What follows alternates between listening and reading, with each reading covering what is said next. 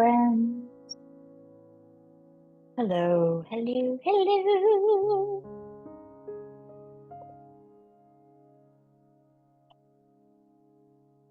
Hope you're well today.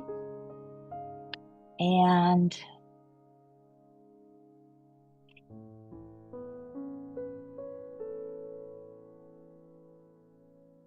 speaking for myself, using these practices to help us navigate more challenging situations, and therefore our emotions are not dragged through the mud with as much. It's not that we're trying not to feel, but using the witness a little bit to help us remain in a space that makes better decisions and can see clearer. And this comes with us being present, being present, being present. So it's not about just not even missing out on things in life, as much of the conversation has been about this year, but it's also being more true to ourselves, I think. Anyway, this is what's been going on with my thoughts. And being able to ride it out a little bit better, a lot better. Yes, I do have electric and internet, and a lot of people don't. And yes, I have a home, and some even don't on that. But I'm going to say everybody in the area has been jolted in some fashion, and hopefully we're all a little bit sensitive because we don't know how much somebody has been jolted by Hurricane Milton, right? So I'm not talking about any of that. I'm talking about us, our relationship with ourselves, and our experience of life, as we've been talking about for the past 6 years. And when these hurricanes come around in life, it does for me, probably many of you. I just don't want to speak for you, because a lot of this has been taking the very basic information that I share and making it your own.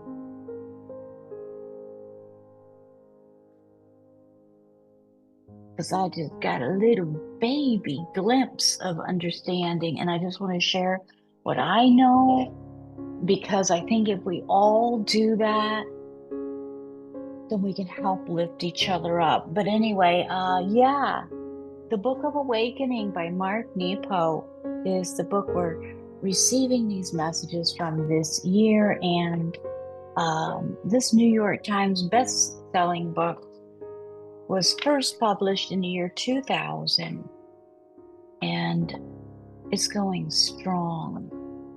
By Mark Nepo, I did not really know much about at all before we began this year's conversation. And because of this conversation this year, and this is one of the things I really like about us talking about something every day, is because it reinforces it every day. And this is an amazing message to reinforce in ourselves.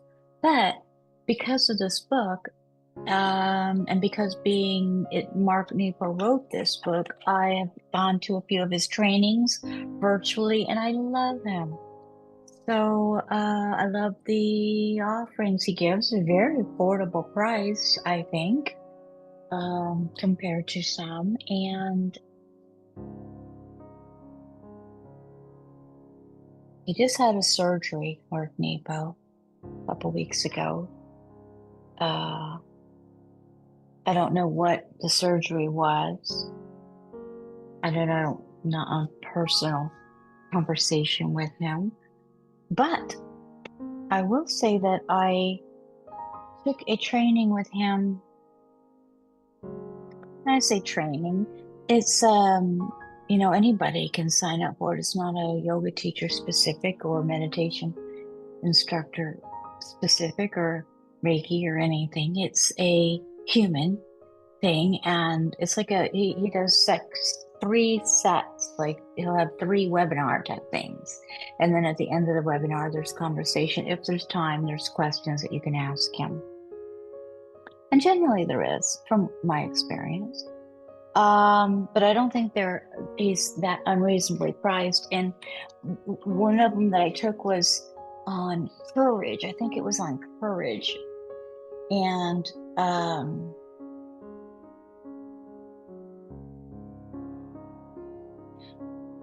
and I think that led to me deciding to pick up again the yoga therapy certification and complete it, which I just recently did. Just like, I don't even think it's been, I think 2 weeks will be Tuesday. So just the past couple of weeks, it's just been such a whirlwind that I haven't even made an announcement about it really too much. But these conversations help bring out the best of us, help us remain in that space of truth, regardless of the situation, or at least more than if we weren't practicing. And all the decisions we make come from the space that we're in, right? So when we're in these challenging times is really when we need to lean on ourselves. So hopefully we're keeping our practices in place and realizing how valuable they are, because there's a lot going on. Friends have lost their house. Friends' children have lost their homes. I mean, there's a lot going on. People still, they can't get gas. They can't even get home because to check on their house because their gas shortage of the evacuation. They're evacuating back and they can't get gas to even make it all the way home. I think things are leveling out a little bit. I'm hearing more people get electricity. I'm close to the hospital. I think I'm on the hospital grid, but I don't know. What do I know?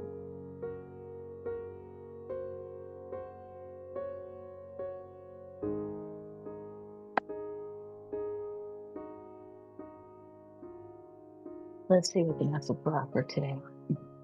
Today, day number 2085. 2085 day number. It's titled We Tend to Cling. We tend to cling.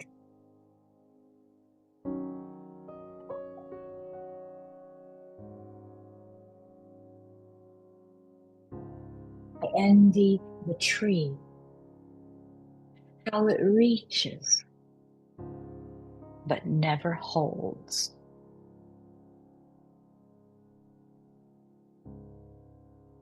I envy the tree, how it reaches, but never holds. Things that matter come and go, but being touched and feeling life move on.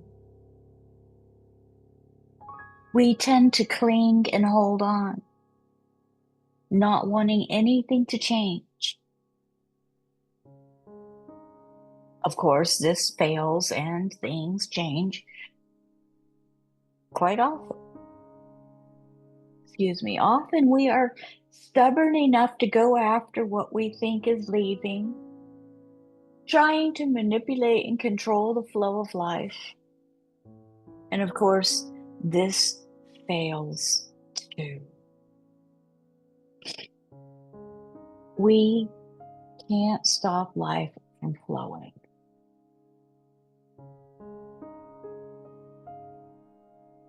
So we are left with feeling what was and what is, and we call the difference loss. But all the clinging and holding on only makes it worse. Now, new things come, and some of us anticipate the loss and just let the thing of life go by without feeling them at all. I have done all these things, but when clear enough and open enough, excuse me, I try to let things in, to let things touch me.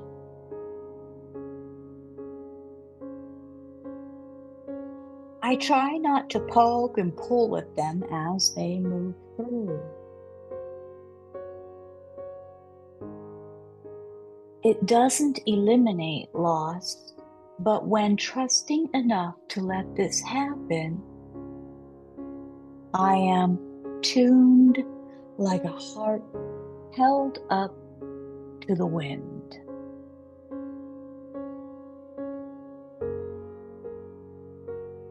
My goodness. The meditative exercise that we are offered today asks us to sit quietly and bring to mind a feeling that you've tried to hold on to.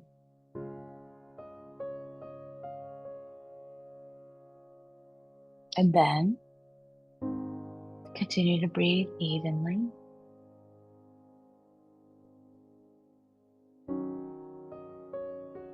And then bring to mind a feeling that you've cut off,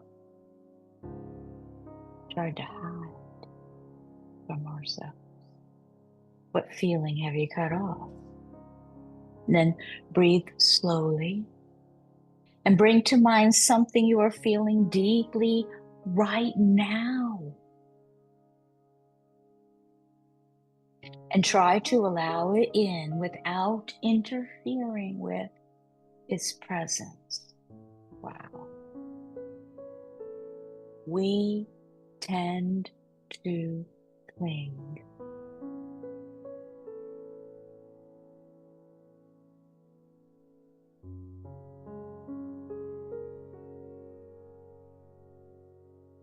We can't stop life from flowing.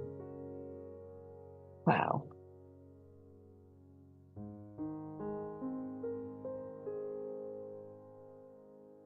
In gratitude. Namaste. See you tomorrow.